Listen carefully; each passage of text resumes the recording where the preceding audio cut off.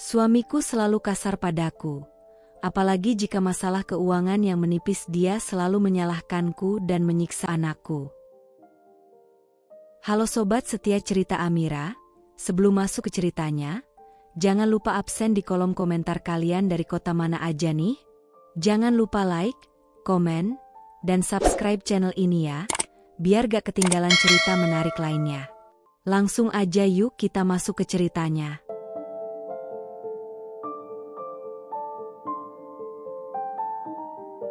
Di usia yang baru menginjak 20 tahun, Farida mengambil langkah besar yang bagi sebagian orang terasa seperti lompatan terlalu dini.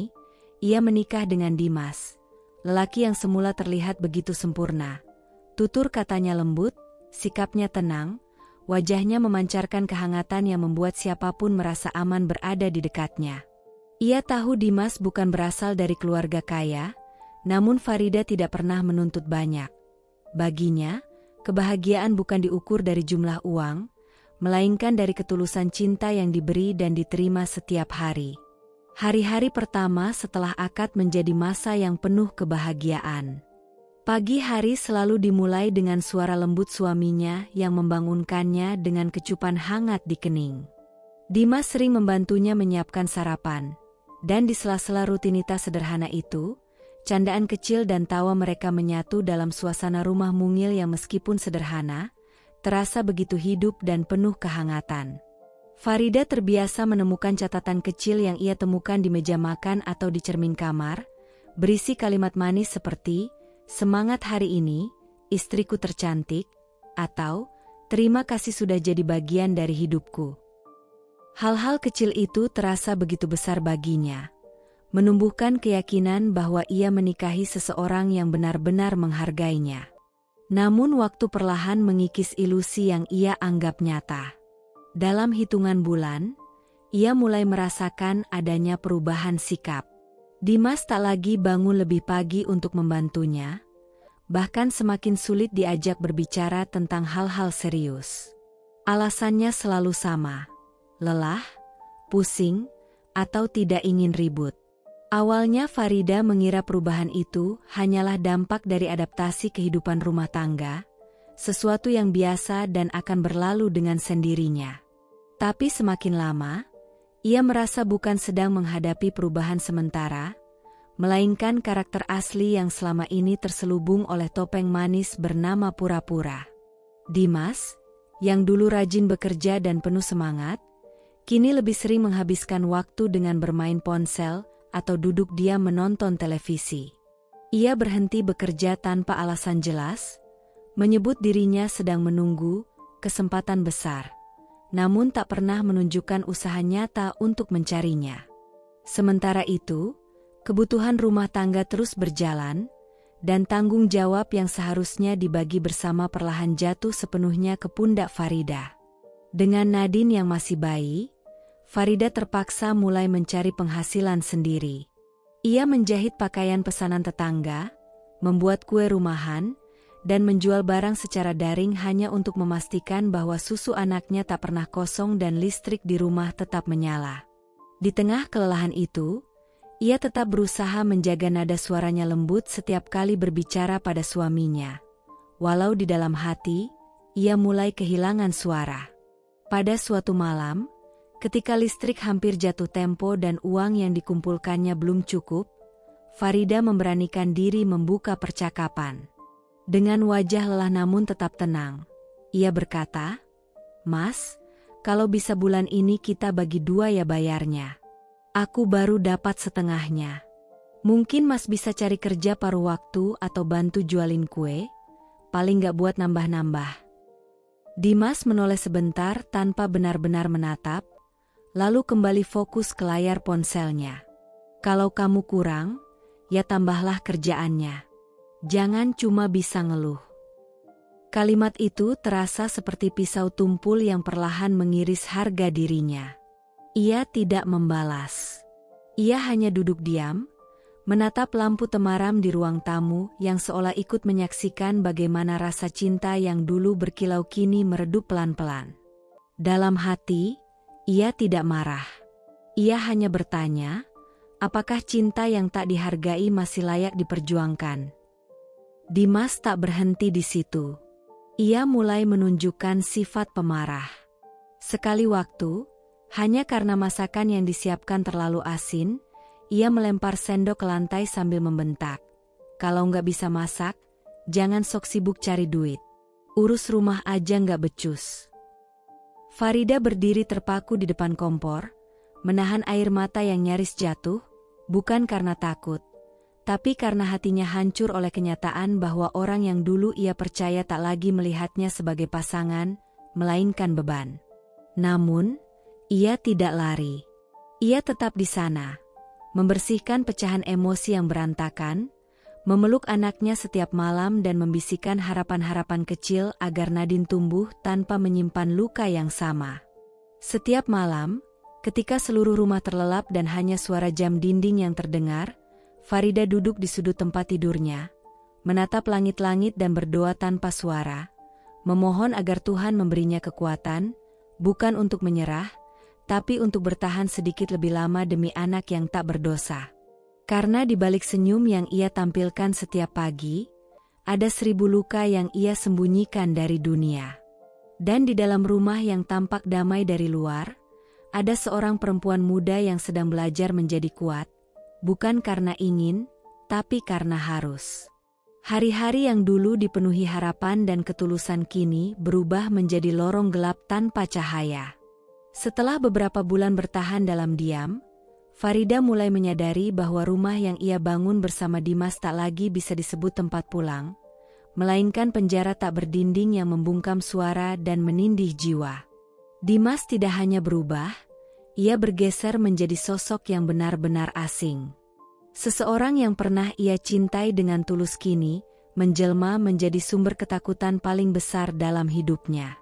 Setiap kali uang belanja menipis, amarah lelaki itu meledak tanpa peringatan, seolah dunia harus memikul kesalahan atas kegagalannya sebagai kepala rumah tangga, dan Farida selalu menjadi sasaran empuk pelampiasan. Uang tinggal segini? Kamu pikir kita bisa hidup dari recehan? Bentaknya suatu pagi, sembari menghempaskan dompet tipis ke lantai hingga isinya berserakan.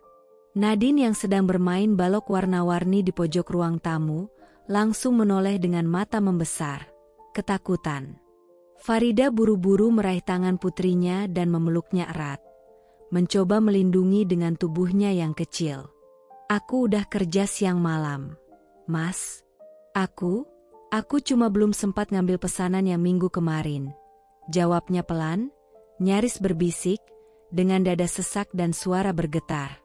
Namun, bagi Dimas, alasan hanyalah bentuk pembelaan yang tidak perlu. Ia mendekat cepat, mencengkeram lengan Farida begitu keras, hingga perempuan itu meringis kesakitan. Kamu itu istri atau beban? Jangan banyak alasan. Mau ngasih makan pakai air mata? Seketika, tangan Dimas terangkat dan mendarat di pipi Farida dengan suara menampar yang begitu tajam, lebih menyakitkan dari kata-katanya yang memekik. Nadine menjerit kaget dan langsung menangis. Tangis balita yang penuh ketakutan itu menggema di dalam ruangan sempit, namun tidak menggugah nurani lelaki yang seharusnya menjadi pelindung keluarganya. Yang terjadi justru sebaliknya. Dimas menoleh, menatap anak kandungnya sendiri dengan mata menyala. Apa? Nangis-nangis terus. Anak manja. Tanpa berpikir panjang, ia mengangkat mainan kayu yang tercecer dan melemparkannya ke arah Nadine. Farida langsung membungkuk, menutupi tubuh anaknya dengan tubuhnya sendiri. Mainan itu mengenai punggungnya dengan keras. Sakitnya menyebar cepat. Namun yang lebih menyakitkan adalah kesadaran bahwa suaminya tak lagi punya hati. Tangis Nadine semakin menjadi-jadi, napas kecilnya tersengal, namun tak ada satupun permintaan maaf keluar dari mulut ayahnya. Dimas berjalan pergi sambil mengumpat, lalu membanting pintu kamar dan menghilang di dalamnya, meninggalkan 2 jiwa rapuh yang menggigil dalam diam dan luka. Setelah suara derap kakinya menghilang, Farida memeluk putrinya erat, membisikkan kata-kata yang bahkan tidak ia yakini lagi kebenarannya. SSSTT, sudah ya, sayang. Maaf ya, nak, mama di sini. Mama nggak akan biarin kamu kenapa-kenapa. Air matanya jatuh satu persatu, membasahi rambut Nadine yang kusut. Tangan mungil itu memeluk balik, erat dan penuh ketakutan. Dalam pelukan anaknya, Farida merasakan keberanian dan ketakutan datang bersamaan, berani untuk bertahan sedikit lebih lama, tapi takut untuk terus berada di dalam lingkaran kekerasan yang semakin tak berujung. Malam harinya, ketika semuanya terlelap, Farida duduk di tepi tempat tidur dengan tubuh membungkuk, mengusap lebam di lengannya dengan minyak kayu putih yang ia beli dari sisa uang kembalian belanja. Pikirannya kacau. Ia ingin pergi, tapi kemana? Ia ingin melapor, tapi apakah orang akan percaya? Di mata luar, rumah tangganya masih terlihat utuh. Mereka masih tinggal satu atap, dan Dimas masih bisa tertawa di depan tetangga saat arisan. Namun tak ada satupun yang tahu bahwa di balik dinding rumah itu, seorang anak sering tidur sambil menangis, dan ibunya tidur dengan rasa takut yang tak pernah reda. Farida menatap cermin, melihat wajahnya sendiri yang tampak asing. Mata bengkak, pipi memar, dan senyum yang dulu selalu ada kini menghilang sepenuhnya. Ia membisikkan sesuatu kepada bayangannya, nyaris tak terdengar, apa ini masih bisa disebut cinta? Jawaban yang ia tunggu tak pernah datang. Yang tersisa hanyalah keheningan malam yang menusuk, dan detak jantung yang terus memohon agar esok tidak lebih buruk dari hari ini. Beberapa bulan setelah luka demi luka mengendap dalam diam, situasi di rumah semakin memburuk. Uang semakin menipis, amarah Dimas semakin meledak-ledak, dan keberadaan Farida di rumah tidak lagi dianggap sebagai pasangan, melainkan alat yang harus terus menghasilkan uang demi memenuhi kebutuhan yang tak pernah cukup, bahkan untuk hal-hal yang sebenarnya bukanlah prioritas. Suatu malam yang sunyi, ketika listrik kembali padam karena tunggakan yang belum dibayar, Dimas duduk di ruang tamu dengan rokok di tangan dan layar ponsel yang menampilkan iklan motor sport terbaru. Wajahnya datar, tapi nadanya menusuk ketika ia membuka suara. Kamu tahu, Dit, teman-temanku sekarang udah pada enak hidupnya. Ada yang punya mobil, ada yang ganti HP tiap bulan. Aku masih begini-begini aja, makan pun harus nunggu kamu bawa duit dari jualan kue, katanya sambil menghembuskan asap ke udara, seolah keluhan itu adalah sesuatu yang pantas ia lontarkan setelah berbulan-bulan hanya duduk tanpa kontribusi. Farida yang sedang memandikan Nadine di kamar mandi tidak langsung merespons. Ia menahan napas, menahan letupan dalam hati yang ingin bertanya. Mengapa seseorang yang tak pernah berusaha justru merasa paling layak menikmati hasil? Dimas lalu melanjutkan ucapannya, kali ini dengan nada yang lebih serius, lebih menekan, dan lebih kejam. Aku udah pikir-pikir, kamu mending kerja ke luar negeri aja. Jadi TKW. Banyak kok yang sukses di sana, bisa kirim duit ke sini tiap bulan. Nadine biar aku yang urus. Toh dia juga nggak akan ingat kamu kalau udah gede nanti. Ucapan itu terasa seperti ledakan tanpa suara di dalam dada Farida. Ia membeku, tangan yang memegang handuk untuk Nadine tiba-tiba kehilangan tenaga. Matanya berkaca, tapi ia memaksakan diri untuk tidak menangis di depan anaknya. Ia mengangkat Nadine ke pangkuan, membalut tubuh mungil itu dengan handuk, lalu menatap suaminya dari ambang pintu kamar mandi. Mas, kamu tahu aku nggak pernah tega jauh dari anak. Nadine masih butuh aku. Dia belum 3 tahun. Ucapnya pelan, seolah mencoba meredam badai dengan suara lembutnya. Namun Dimas tidak peduli. Ia berdiri dan menghampiri Farida, lalu menatapnya tajam. Justru karena dia butuh makan, kamu harus pergi. Mau lihat anakmu hidup kekurangan terus? Kamu pikir jualan bolu 2 loyang cukup buat beli susu, bayar kontrakan, dan beliin aku motor? Jangan egois, Farida. Kalau kamu emang ibu yang baik, kamu rela berkorban. Farida terdiam. Kata-kata itu terlalu tajam. Bukan karena logikanya, tapi karena pembalikan maknanya. Ia dituduh egois karena ingin bersama anaknya. Ia disebut tidak bertanggung jawab, karena enggan menjadi tulang punggung untuk suami yang hanya duduk sambil bermimpi. Malam itu, Farida duduk di kamar dalam gelap, memeluk Nadine yang telah tertidur pulas di atas pangkuannya. Jari-jarinya mengusap rambut anaknya pelan, dan sesekali mencium ubun-ubunnya, seolah ingin menyimpan aroma tubuh mungil itu sedalam-dalamnya ke dalam ingatan. Ia tahu Dimas tak akan berhenti memaksa. Ia tahu diamnya hanya akan membuat tekanan semakin besar. Dan ia tahu, dalam posisi serendah ini, harga diri bukan lagi sesuatu yang bisa ia pertahankan sepenuhnya, karena kenyataan jauh lebih kejam daripada prinsip. Beberapa minggu kemudian, dengan mata sembab dan langkah yang gontai, Farida menyerahkan fotokopi KTP, KK, dan akta lahir Nadine kepada seorang agen ketenagakerjaan yang datang ke rumah tetangga. Ia tidak ingin pergi. Ia tidak ingin meninggalkan anak yang masih belum bisa menyebut kata "Mama" dengan jelas. Tapi ia tahu, jika tetap tinggal, Nadine tidak akan mendapatkan apapun. Bahkan mungkin akan tumbuh di tengah kekerasan dan kemiskinan yang lebih parah dari sekarang. Hari keberangkatan datang lebih cepat dari yang ia kira. Dengan koper kecil dan pelukan panjang yang tak ingin ia lepaskan, Farida berjongkok di depan Nadine, menatap mata polos anaknya yang belum mengerti arti perpisahan. "Sayang, Mama pergi dulu, ya. Mama kerja. Tapi Mama janji, setiap uang Mama nanti, buat kamu semua. Buat kamu sehat, sekolah, dan bahagia. Maafin Mama harus pergi." Nadine tidak menjawab. Ia hanya menangis sambil memeluk kaki ibunya erat, membuat hati Farida hampir runtuh saat itu juga. Tapi panggilan petugas bandara dari pengeras suara membuat waktu tak bisa lagi ditunda. Farida melangkah menuju keberangkatan dengan hati yang sobek, meninggalkan anaknya dalam pelukan bibinya yang hanya bisa menangis diam-diam.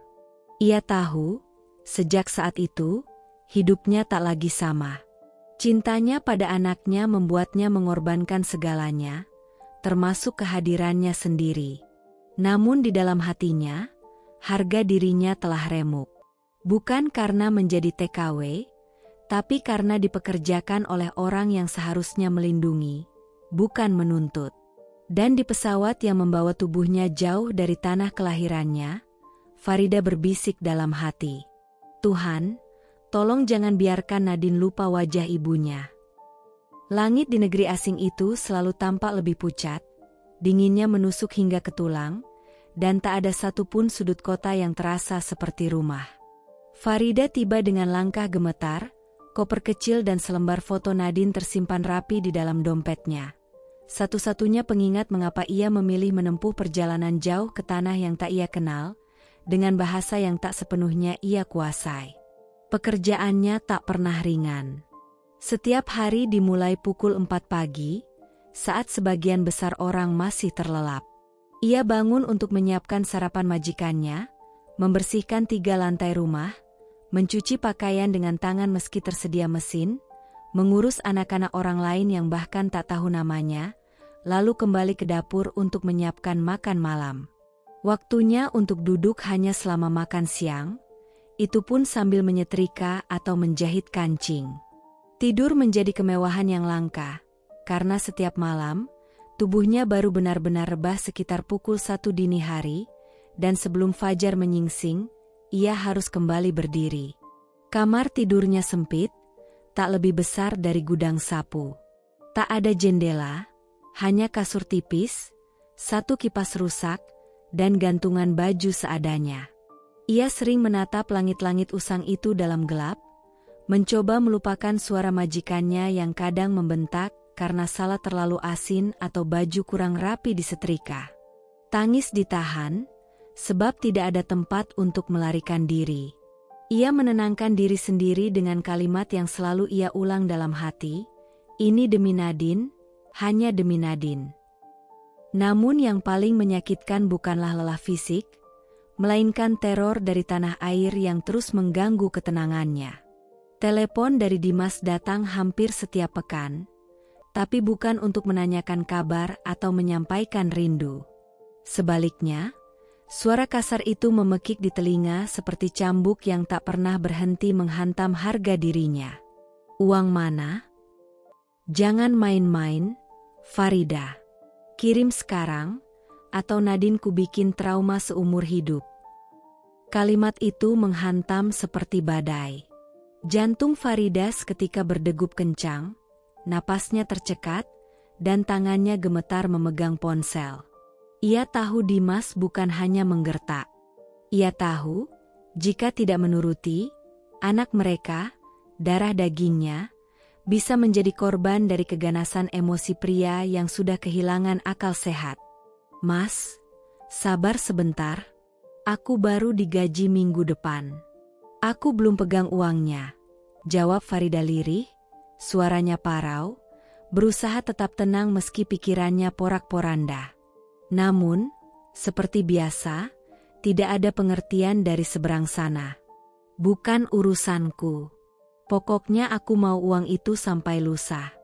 Kalau enggak, jangan salahin aku kalau Nadine nangis tiap malam karena kamu egois. Telepon ditutup begitu saja. Tak ada salam, tak ada jeda untuk bernapas. Farida terduduk di lantai dapur, di antara tumpukan piring kotor, meremas ujung celemeknya untuk meredam isak.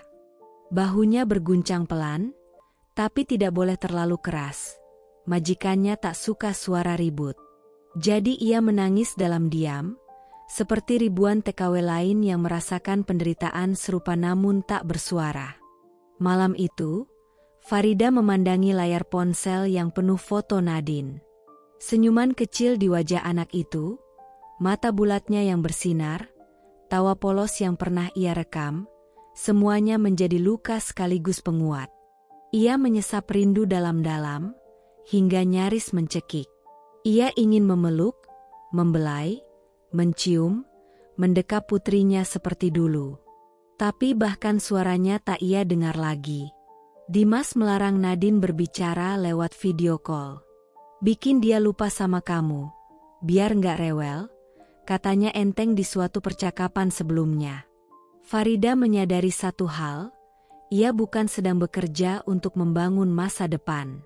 Ia sedang diperbudak oleh laki-laki yang telah menghancurkan harga dirinya, lalu menginjak-injak sisa keberaniannya. Dimas tidak ingin ia sukses. Dimas hanya ingin ia terus memberi, tanpa henti, tanpa suara, tanpa hak untuk menolak. Gajinya dikirim penuh. Tak ada yang ditabung. Tak ada yang disisakan untuk membeli pelembab kulitnya yang mulai mengelupas karena deterjen. Bahkan, obat untuk mengatasi punggung yang nyeri pun tak sempat ia beli. Karena setiap rupiah terasa seperti tebusan, agar Dimas tidak menyakiti Nadine lebih jauh. Namun malam demi malam, Farida menyusun rencana kecil di kepalanya. Bukan untuk membalas dendam, tapi untuk bisa pulang dengan selamat dan mengambil kembali hak asuh atas anaknya. Ia tahu waktunya belum tiba. Ia harus tetap kuat, harus tetap berpura-pura patuh sampai ada celah untuk melawan. Sambil menatap langit dari balik jeruji dapur, ia bergumam pelan. Sabar, nak, tunggu mama pulang. Mama pasti jemput kamu. Apapun caranya. Setiap awal bulan, dengan tangan gemetar dan mata lelah karena kurang tidur, Farida menyusuri jalanan kecil menuju kantor pengiriman uang di sudut kota. Ia membawa amplop yang berisi hampir seluruh gaji hasil kerja kerasnya selama sebulan penuh. Tak ada yang disisakan untuk dirinya sendiri, bahkan untuk sekadar membeli sandal baru atau mengganti bra yang kawatnya sudah menusuk kulit. Begitu transfer selesai, ia duduk sejenak di bangku besi dekat jendela, menatap bukti transfer dengan tatapan kosong. Di sana tertulis angka yang tak kecil, cukup untuk memenuhi kebutuhan rumah tangga sederhana. Ia menarik napas dalam-dalam, menguatkan hati, lalu mengambil ponsel untuk mengabarkan kepada Dimas. Farida, pukul 11.43. Mas, uangnya sudah aku kirim ya. Tolong belikan susu dan pampers buat Nadine. Sisanya buat bayar kontrakan dan makan. Tak lama, balasan datang. Dimas, pukul 11.50. Ya udah. Kapan bisa kirim lagi? Uang segini paling cuma cukup 2 minggu. Tak ada, terima kasih. Tak ada kalimat singkat menanyakan apakah ia baik-baik saja, atau bagaimana kesehatannya setelah kerja tanpa henti selama 4 minggu. Kalimat Dimas selalu sama, dingin, datar, dan penuh tuntutan. Seolah Farida bukan istri, bukan ibu dari anaknya, melainkan mesin uang yang tak boleh macet. Farida menatap layar ponselnya lama sekali, berharap pesan lain menyusul, mungkin foto Nadine, mungkin pesan suara anaknya memanggil, "Mama," tapi tak ada yang muncul. Ia mengembuskan napas pelan, lalu menunduk, menyembunyikan wajah di balik kerudung panjangnya agar tak terlihat orang lain menangis. Sudah 8 bulan berlalu sejak ia meninggalkan rumah. Dalam kurun waktu itu, hanya 3 kali ia mendengar suara Nadine. Dan semuanya melalui sambungan yang singkat, tergesa, nyaris seperti panggilan darurat. Pernah suatu malam, Farida nekat menghubungi Dimas diam-diam, berharap bisa berbicara lebih lama dengan putrinya. Telepon berdering 3 kali sebelum akhirnya tersambung. Suara berat Dimas langsung terdengar tanpa basa-basi. "Apalagi? Lagi sibuk nih." "Mas, aku cuma pengen denger suara Nadine. Dia sehat, kan? Dia tidur jam segini?" "Iya. Dan jangan sering-sering ganggu. Kalau kamu kangen, kerja yang rajin. Biar cepat pulang." Lalu sambungan terputus. Sesederhana itu, setajam itu. Farida menggenggam ponsel erat-erat, menatap layar kosong yang hanya menunjukkan satu nama, suamiku. Tapi tak ada lagi makna dari kata itu. Tak ada lagi cinta, tak ada rasa saling. Hanya perintah satu arah dan kewajiban yang semakin membebani. Ia sering bertanya-tanya dalam hati, uang yang kukirim, apakah benar sampai ke tangan Nadine? Apakah dia makan dengan layak? Apakah dia masih punya baju hangat? Atau semua lenyap di tangan lelaki yang lebih mementingkan rokok, pulsa, dan nongkrong dengan teman? Keraguan itu semakin besar saat salah satu tetangga di kampung mengirim pesan diam-diam lewat media sosial, menyampaikan bahwa Nadine sering terlihat bermain sendirian di halaman, bajunya lusuh, rambutnya kusut, dan terkadang menangis memanggil ibunya. Farida merasa jantungnya dihimpit beban yang terlalu berat. Ia menangis semalaman di kamar kecilnya, memeluk foto Nadine yang mulai pudar warnanya. Ia menyesal, namun tak punya pilihan. Jika ia kembali sekarang tanpa bekal cukup, bagaimana ia bisa mengambil alih hidup Nadine? Jika ia berhenti mengirim uang, anaknya mungkin akan makin terabaikan. Dan jika ia melawan Dimas dari kejauhan, ia khawatir Nadine akan dijadikan tameng, atau lebih buruk, pelampiasan. Akhirnya, Farida memilih diam. Setiap bulan, ia mengirim uang tanpa banyak tanya. Tapi jauh di dalam lubuk hatinya, ada sesuatu yang perlahan mati, percaya. Ia tidak lagi percaya bahwa uang mampu mengikat kasih sayang. Ia tidak lagi percaya bahwa Dimas bisa berubah. Dan ia mulai kehilangan keyakinan bahwa Nadine masih mengingat suara ibunya. Namun, satu hal yang masih ia pegang erat adalah harapan. Harapan bahwa kelak, saat semuanya selesai, saat ia bisa pulang dan berdiri di depan gerbang rumah tua itu, Nadine akan berlari padanya dan memeluknya sekuat mungkin, tanpa bertanya kemana ia pergi selama ini. Farida membisikkan doa dalam gelap, dengan suara nyaris tak terdengar. "Ya Allah, jangan biarkan anakku merasa ditinggalkan. Karena sebenarnya, Aku pergi justru karena terlalu mencintainya. Setelah bertahun-tahun menjadi tulang punggung dalam diam, tubuh Farida mulai menunjukkan tanda-tanda kelelahan yang tak bisa lagi disembunyikan. Setiap pagi, saat matahari bahkan belum terbit, ia harus memaksa diri bangun dari kasur tipis di sudut kamar sempit berukuran 2 kali 1 meter. Lututnya bergetar setiap kali ia berdiri, punggungnya terasa remuk, dan kepalanya nyeri berkepanjangan akibat tidur yang tak pernah benar-benar nyenyak. Wajahnya semakin pucat, tubuhnya kurus, dan lingkar hitam di bawah matanya makin menebal dari hari ke hari, namun tak sekalipun keluhan meluncur dari bibirnya. Ia tahu, kelemahan sekecil apapun akan langsung dianggap sebagai alasan untuk diberhentikan, dan pulang tanpa hasil bukan pilihan. Farida bekerja sebagai pembantu rumah tangga di negeri orang, menjalani hari-hari yang terasa lebih panjang dari yang seharusnya.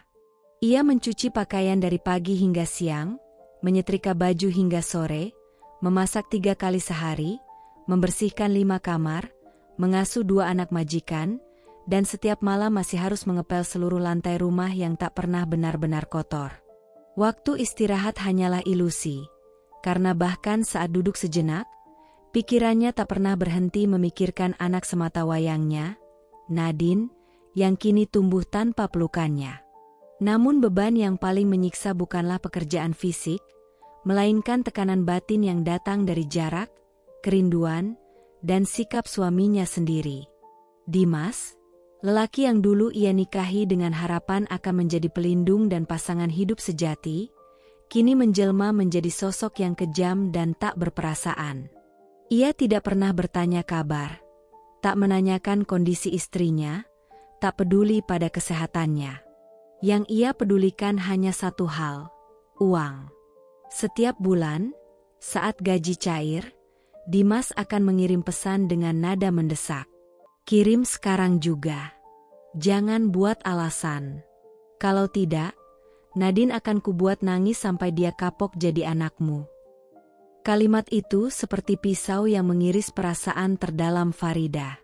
Bukan hanya karena ancamannya yang tak manusiawi, tapi karena ia tahu, Nadine bisa benar-benar menjadi korban.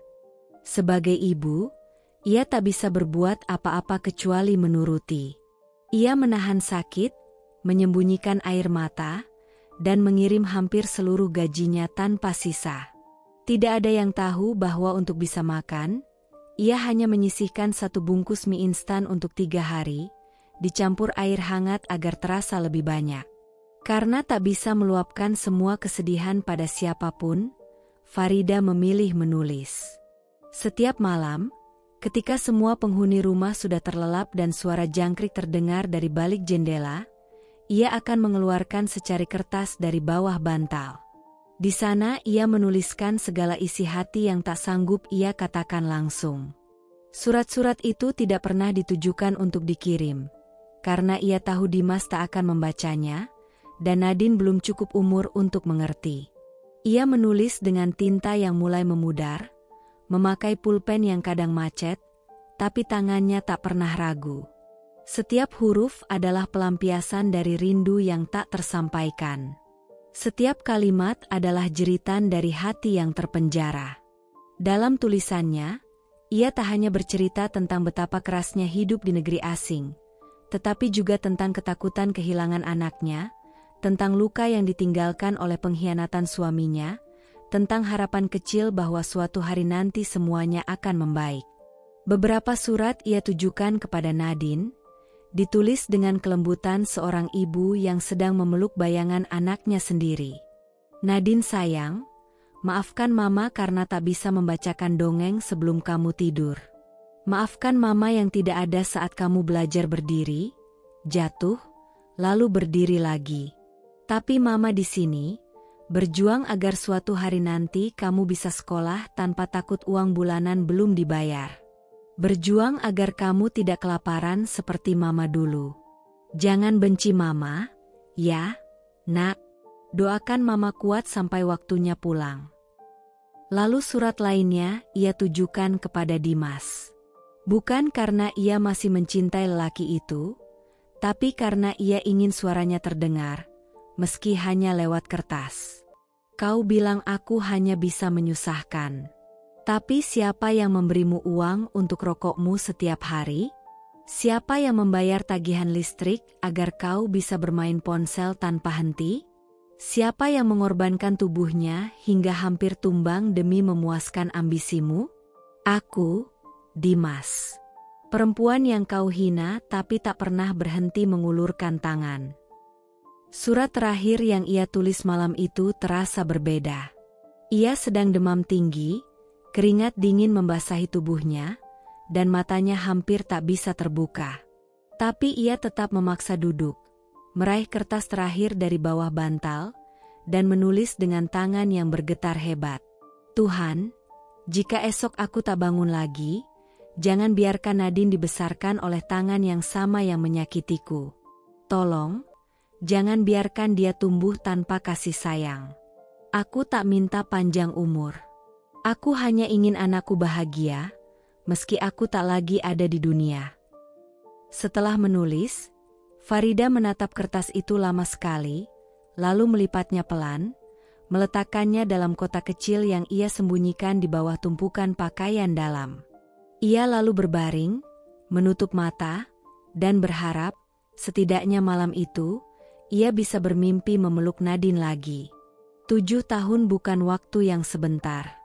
7 tahun Farida menghabiskan hidupnya di negeri asing, mengorbankan masa mudanya, kesehatannya, bahkan kebahagiaannya sendiri demi keluarga yang tak pernah benar-benar peduli. Dan ketika akhirnya kontrak kerja itu resmi berakhir, tidak ada ucapan selamat, tidak ada pelukan hangat, bahkan tidak ada surat dari orang-orang yang seharusnya menantinya di rumah. Hanya satu hal yang memenuhi kepalanya, wajah kecil Nadine, anak perempuan yang selama ini hanya bisa ia temui lewat foto dan suara dari ponsel yang tak pernah tahan lama, karena sinyal buruk atau panggilan yang tiba-tiba diputus Dimas. Farida tak ingin menyampaikan kepulangannya pada siapapun. Ia bahkan tidak memberitahu agen penyalur, bahwa dirinya akan langsung pulang ke kampung halaman, tanpa mampir ke rumah suami. Ia menyimpan semua informasi itu sendiri, seolah kehadirannya di tanah air adalah rahasia yang hanya Tuhan dan dirinya tahu. Di dalam hatinya, ia tahu bahwa jika Dimas tahu lebih dulu, ia akan mengatur segalanya agar Farida tidak bisa melihat Nadine dengan bebas. Ia tak ingin risiko itu. Saat pesawat mendarat di bandara internasional, udara lembab menyambutnya, menyusup ke pori-pori tubuhnya yang masih lelah. Ia berdiri dengan koper kecil di tangannya. Isinya bukan oleh-oleh mahal, melainkan beberapa potong baju bekas dan 2 boneka kecil yang dibelinya secara diam-diam dari pasar loak, dengan uang sisa belanja bulan lalu. Satunya berwarna merah muda, satunya biru laut. Ia tak bisa memilih di antara keduanya, karena ia tak tahu warna kesukaan Nadine. Ia hanya berharap, salah satu dari boneka itu bisa membuat anaknya tersenyum saat melihatnya nanti. Perjalanan dari bandara ke kampung halamannya cukup jauh. Ia memilih naik bus ekonomi, duduk di pojok paling belakang, menatap keluar jendela sepanjang jalan. Sepanjang perjalanan, hatinya berdegup tidak karuan, antara takut dan rindu. Takut pada kemungkinan bahwa anaknya tak mengenalnya lagi, takut bahwa Nadine telah dicuci otaknya oleh Dimas untuk membencinya. Namun rindu jauh lebih besar. Rindu yang menumpuk selama bertahun-tahun itu kini menyesak di dada. Siap tumpahannya karena bayangan sepasang mata mungil yang pernah memanggilnya, "Mama," dengan suara melengking khas balita. Ketika bus berhenti di terminal kecil, ia turun dengan langkah perlahan. Kakinya gemetar, bukan karena lelah, tapi karena emosi yang menumpuk. Ia mengenakan kerudung sederhana, berusaha tampil biasa saja. Ia berjalan menyusuri gang kecil menuju rumah tua yang dulu mereka tinggali bersama, rumah yang pernah ia rawat sendiri sebelum keberangkatannya ke luar negeri. Beberapa tetangga menatap heran, ada pula yang memanggil namanya dengan ragu. Namun Farida hanya tersenyum dan membalas sekilas, lalu kembali melangkah, seolah takut jika berhenti terlalu lama, keberaniannya akan runtuh. Dari kejauhan, ia melihat pintu rumah itu terbuka. Ada suara tawa dari dalam, suara perempuan muda yang asing di telinganya. Ia tak berani langsung masuk. Ia berdiri di balik pohon mangga tua di seberang jalan, menunggu waktu yang tepat. Matanya terus menatap ke arah rumah, berharap Nadine muncul. Dan benar saja, beberapa menit kemudian, seorang anak perempuan keluar dari dalam rumah, berlari kecil sambil membawa buku gambar. Rambutnya digerai, kulitnya bersih, langkahnya lincah. Farida nyaris tak bisa bernapas. Meski tubuh itu jauh lebih besar dari ingatannya terakhir, ia tahu betul siapa anak itu. Nadine, bisiknya lirih, nyaris tak terdengar, namun suaranya pecah oleh isak. Air matanya jatuh begitu saja. Tangannya meremas pegangan koper, dadanya sesak oleh kerinduan yang akhirnya menemukan wujudnya. Namun saat ia hendak melangkah maju, suara seorang wanita terdengar dari balik pintu rumah. "Nadine, masuk. Jangan main di luar. Bapakmu mau pergi." Wanita itu bukan Farida. Bukan dia yang seharusnya memanggil nama Nadine seperti itu. Dan dari pintu, muncullah sosok Dimas, berdiri santai dengan rokok di tangan dan tas selempang di bahu. Ia tampak sehat, segar, jauh dari sosok lelaki yang dulu berkata tak sanggup hidup tanpa kiriman uang dari istrinya. Farida tak jadi maju. Langkahnya mundur perlahan. Tubuhnya gemetar, bukan karena takut, tapi karena kenyataan pahit yang menamparnya dengan keras. Rumah itu bukan lagi miliknya. Nadine telah dibesarkan oleh perempuan lain. Dan dirinya, perempuan yang mengorbankan segalanya, tak lebih dari kenangan yang dibuang jauh dari ingatan mereka. Tanpa suara, Farida berbalik arah, berjalan menjauh sambil menahan tangis yang nyaris meledak. Ia belum tahu harus kemana, tapi ia tahu satu hal. Pelukan yang ia harapkan, tidak akan ia dapatkan hari itu. Langkah Farida semakin pelan saat tubuhnya akhirnya tiba di depan pagar rumah tua itu, tempat yang dulu penuh tawa kecil Nadine, aroma masakan sederhana, dan harapan-harapan yang kini seolah berubah jadi abu. Tapi kali ini, tak ada yang menyambut. Tak ada suara kaki kecil berlari, tak ada panggilan, "Mama," yang ia dambakan selama bertahun-tahun. Yang ada hanyalah kesunyian yang menusuk seperti duri tajam di dalam dada. Pintu rumah tertutup rapat, jendela-jendela berdebu, dan halaman depan dipenuhi ilalang liar yang tumbuh tak terurus. Burung-burung gereja bersarang di atap yang mulai lapuk. Rumah itu masih berdiri, tapi jiwanya sudah lama pergi.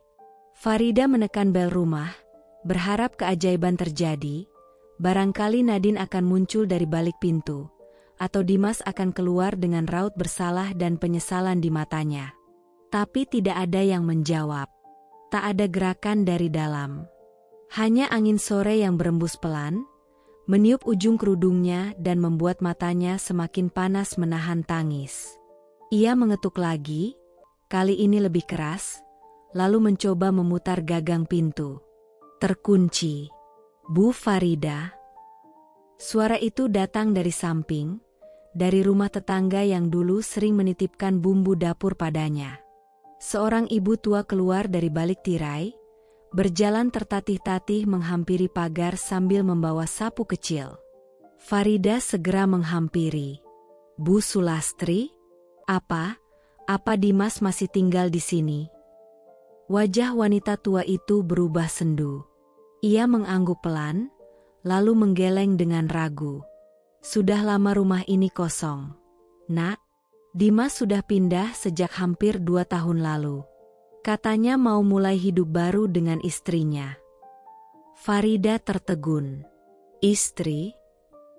"Iya," jawab Bu Sulastri sambil menarik napas panjang. "Dimas menikah lagi. Katanya perempuan itu kenalan dari media sosial. Sejak punya istri baru, dia jarang kelihatan di kampung." Rumah ini ditinggalkan begitu saja. Farida merasakan jantungnya berhenti berdetak sejenak. Tenggorokannya mengering. Lalu, "Nadine, anak saya?" Kali ini tatapan Bu Sulastri berubah penuh iba. Ia menatap Farida lekat-lekat, seolah ingin memastikan bahwa kabar yang akan ia sampaikan tidak akan menghancurkan perempuan kurus di hadapannya itu. Tapi semuanya sudah hancur. Yang tersisa hanya puing-puing kesabaran. "Nadine, dititipkan di panti asuhan, Farida," ucapnya lirih. "Dimas bilang, dia tak punya waktu mengurus anak. Anaknya menangis terus," katanya. "Jadi, dia antar sendiri ke panti. Setelah itu, dia tak pernah kembali." Kepala Farida berdenyut hebat. Dunia seolah berputar. Kaki-kakinya tak mampu menopang tubuhnya lagi. Ia terjatuh berlutut di jalanan yang panas. Matanya menatap kosong ke depan, telinganya berdenging. Sekujur tubuhnya gemetar. "Di panti," bisiknya, nyaris tanpa suara.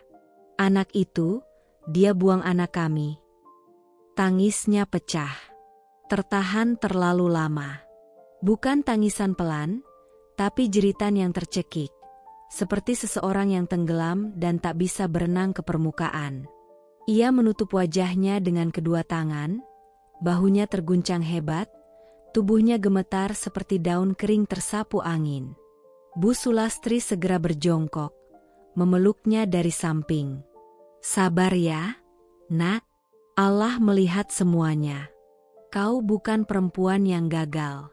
Kau hanya terlalu kuat hingga orang-orang salah menilaimu." Farida tidak bisa menjawab. Tubuhnya lemas, jiwanya kosong. Ia terbang ribuan kilometer demi pelukan anak yang ia rindukan setiap malam. Tapi justru menemukan rumah kosong, cinta yang dikhianati, dan anak yang dibuang seperti barang tak berguna. Ia mengangkat wajahnya, memandangi langit yang mulai gelap, lalu menatap rumah tua di hadapannya. Rumah itu menjadi simbol dari segalanya. Masa lalu yang rapuh, harapan yang dikhianati, dan luka yang tidak akan mudah sembuh. "Aku akan cari Nadine," bisiknya parau. "Apapun yang terjadi, dia harus tahu, ibunya tidak pernah membuangnya." Dengan tekad baru, Farida berdiri, menghapus air mata dengan punggung tangan. Luka di hatinya belum sembuh, tapi hatinya kini menyala dengan satu tujuan: menemukan putrinya, memeluknya kembali, dan membuktikan bahwa cinta seorang ibu tak bisa digantikan oleh siapapun, bahkan oleh waktu dan pengkhianatan sebesar apapun. Langit pagi itu tertutup mendung pekat, seolah ikut merasakan gelisah yang menggumpal di dada Farida. Setelah malam panjang tanpa tidur, ia akhirnya berdiri di depan gerbang panti asuhan sederhana yang temboknya mulai mengelupas. Di balik pagar besi yang berkarat, terdengar suara tawa anak-anak, riuh tapi asing. Tak ada satupun yang menyerupai suara kecil yang ia rindukan selama bertahun-tahun. Suara Nadine. Tangannya gemetar saat menekan bel. Tak lama, seorang wanita parubaya muncul dari dalam bangunan utama, mengenakan seragam sederhana dan senyum yang tulus. Tapi senyum itu tak mampu menenangkan badai di hati Farida. "Selamat pagi, ada yang bisa saya bantu?" tanya perempuan itu dengan sopan. Farida menelan ludah. Suaranya nyaris tak keluar. "Saya mencari anak saya. Namanya Nadine. Umurnya sekarang mungkin sekitar 7 atau 8 tahun. Ayahnya dulu menitipkannya ke sini." Senyum wanita itu perlahan memudar. Ia mempersilakan Farida masuk dan duduk di ruang tamu yang penuh dengan lukisan anak-anak, rak mainan, dan aroma lembut sabun bayi. Tapi semua itu hanya membuat dada Farida semakin sesak. "Maaf, Bu, apakah Ibu membawa bukti identitas atau dokumen apapun yang bisa menguatkan pernyataan Ibu?" tanya sang pengurus dengan hati-hati. Farida mengeluarkan paspor dan beberapa foto lama Nadine. Foto yang sudah lusuh karena sering ia peluk dan tatap selama di luar negeri. Wajah mungil anak perempuan dengan mata bundar dan pipi tembam itu menatap ke kamera dengan polos, memegang boneka kelinci kesayangannya. Pengurus panti itu menatap foto tersebut lama. Wajahnya mulai menunjukkan pengenalan, tapi juga ada keraguan. Ia menghela napas panjang. Saya ingat anak ini. Nadine datang ke sini sekitar 2 tahun lalu, diantar oleh seorang pria. Kami tidak tahu banyak tentang latar belakang keluarganya, karena pria itu hanya mengisi formulir singkat lalu pergi begitu saja. Nadine sangat pendiam waktu itu. Sering menangis di malam hari sambil memeluk boneka kecilnya. Farida tak bisa menahan air mata yang mulai jatuh, tapi ia terus mendengarkan. Memeluk tas tangannya erat-erat. Kami mencoba yang terbaik untuk merawatnya, Bu. Tapi, beberapa bulan lalu, Nadine diadopsi oleh sepasang suami istri dari luar kota. Mereka sangat ingin memiliki anak dan memilih Nadine, karena katanya dia mengingatkan mereka pada anak yang pernah hilang. Tubuh Farida membeku. Diadopsi, bisiknya, nyaris seperti gumaman orang linglung. Iya, Bu, jawab pengurus itu pelan, menatap Farida dengan penuh belas kasih. Semua prosesnya sudah melalui jalur hukum. Dan, kami tidak bisa memberikan data pribadi keluarga angkat tersebut tanpa surat resmi dari pengadilan atau kepolisian. Farida menunduk. Jiwanya terasa tercerabut. Anak yang ia lahirkan dengan nyawa sendiri, yang ia tinggalkan demi bisa memberi kehidupan yang lebih baik, kini berada entah di mana, diasuh oleh orang asing, tanpa tahu bahwa ibunya masih hidup dan tengah mencarinya. Apakah ada sesuatu yang ditinggalkan Nadine di sini? Tanyanya dengan suara serak, hampir tak terdengar. Pengurus itu tampak berpikir sejenak, lalu berdiri dan masuk ke ruangan dalam. Beberapa menit kemudian, ia kembali sambil membawa sebuah boneka kecil yang warnanya sudah pudar. Sebuah kelinci dengan telinga terkulai dan satu matanya lepas. Tapi Farida langsung mengenalinya. Itu boneka kesayangan Nadine, ucap Farida lirih, tangannya terulur untuk menyentuhnya. Aku yang menjahitkannya dulu dari sisa kain spray. Dia tidak pernah tidur tanpanya. Pengurus panti menyerahkan boneka itu dengan pelan, seolah memahami bahwa benda usang itu lebih dari sekadar mainan, itu adalah penghubung terakhir antara seorang ibu dan anaknya. Farida memeluk boneka itu erat-erat, menciuminya seperti mencium pipi anaknya sendiri. Air matanya membasahi bulu boneka yang kasar dan kusam. Tangisnya pecah lagi, kali ini tanpa suara, hanya isak terpendam dari dada yang terlalu lama menahan sakit. Terima kasih, ucapnya dengan napas tersengal. Terima kasih sudah merawatnya. Pengurus itu mengangguk. Jika ibu serius ingin mencari Nadine, kami bisa bantu mengajukan surat permintaan resmi ke instansi terkait. Tapi prosesnya panjang dan tidak mudah. Farida menatap boneka di tangannya, lalu mengangguk pelan. Tak apa, selama aku masih bernapas, aku akan terus mencarinya. Dia harus tahu, ibunya tidak pernah benar-benar pergi. Dia harus tahu, aku mencintainya.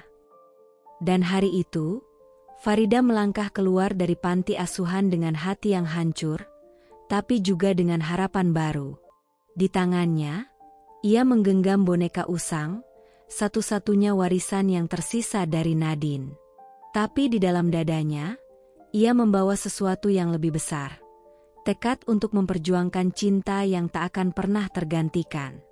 Kamar kos itu sempit, lembab, dan hanya diterangi cahaya kuning redup dari lampu gantung yang menggantung tanpa penutup. Suara tik-tik hujan menetes dari atap seng, memecah keheningan malam yang pekat. Tapi bukan hujan yang membuat suara paling pilu di ruangan itu, melainkan jeritan Farida, pilu yang meledak dari dadanya, memecah segala perasaan yang selama ini ia pendam rapat-rapat. Tubuhnya terjatuh ke lantai yang dingin, menabrak koper tua yang belum sempat dibuka sejak kepulangannya. Boneka kecil milik Nadine tergeletak di dekat ranjang, saksi bisu dari kehancuran yang tak bisa diukur dengan kata-kata. Farida menjerit lagi, lebih keras, seperti hendak merobek dinding tipis antara kewarasan dan kegilaan. Kenapa aku? Kenapa semua ini harus terjadi padaku?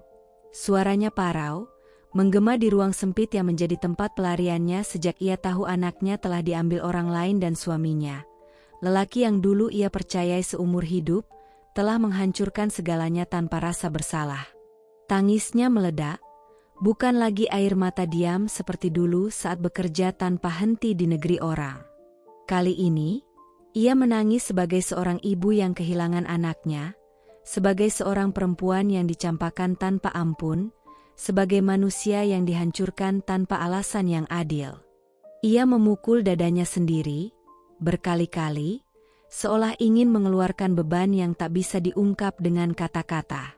Pandangannya buram, bukan karena air mata semata, tapi karena masa depan yang kini tampak begitu gelap, tak berpintu dan tak berarah. Dalam benaknya, potongan-potongan kenangan berkelebat seperti film rusak, tawa kecil Nadine, tangan mungil yang memeluk boneka lusuh, suara manja yang memanggil, "Mama." Dan wajah polos yang setiap malam ia bayangkan sebelum tertidur. Kini semua itu hanya tinggal bayang.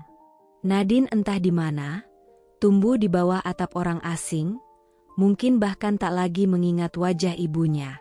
Sementara ia sendiri, kembali ke tanah kelahirannya hanya untuk menemukan bahwa hidupnya telah habis dicuri, oleh suami sendiri, oleh waktu, dan oleh kepercayaan yang ia beri tanpa syarat. Farida menatap langit-langit, tubuhnya menggigil meski tak ada angin yang berhembus. Aku gagal jadi istri, gagal jadi ibu, gumamnya lirih, tapi penuh luka.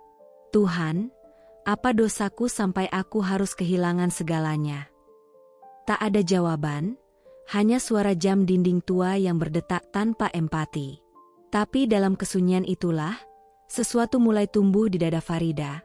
Bukan lagi kesedihan, tapi bara kecil yang menyala perlahan. Bara yang lahir dari kehilangan, dari rasa sakit yang tak tertahankan, dari kehinaan yang ia telan bertahun-tahun. Cukup, bisiknya pelan namun penuh ketegasan. Tangannya mengepal, dan kali ini bukan untuk menahan tangis, melainkan untuk menahan amarah yang mulai tumbuh dan menyala. Aku sudah cukup menderita. Aku sudah cukup diinjak-injak. Ia duduk perlahan, menyeka air mata dengan punggung tangan. Wajahnya masih basah, tapi matanya kini memancarkan sesuatu yang belum pernah muncul sebelumnya. Tekad. Sebuah keputusan lahir dari reruntuhan hatinya. Ia tidak akan membiarkan semua ini berakhir seperti ini. Ia akan mencari Nadine. Ia akan mengungkap kebusukan Dimas. Ia akan berdiri kembali, meski dengan kaki yang gemetar dan hati yang retak. Karena ia bukan perempuan lemah. Ia hanya terluka. Dan perempuan yang terluka bisa menjadi sosok paling berbahaya ketika ia memutuskan untuk bangkit. Pagi itu, matahari baru saja menyentuh ujung atap-atap kota ketika Farida memandangi layar ponselnya. Sebuah nama terpampang di sana, Dimas. Sudah berkali-kali lelaki itu menelepon, mengirim pesan, meminta dikirimi uang seperti biasa. Nada suaranya masih sama, arogan, tak tahu malu, dan merasa berhak atas semua yang dulu Farida usahakan dengan air mata dan peluh. Tangannya gemetar, bukan karena takut, tapi karena amarah yang mendidih. Kali ini, ia tak menjawab, tak berniat membalas. Dengan satu gerakan tegas, ia menghapus nomor itu, memblokir semua jalur komunikasi yang tersisa. Untuk pertama kalinya dalam hidupnya, ia memilih berhenti menjadi korban.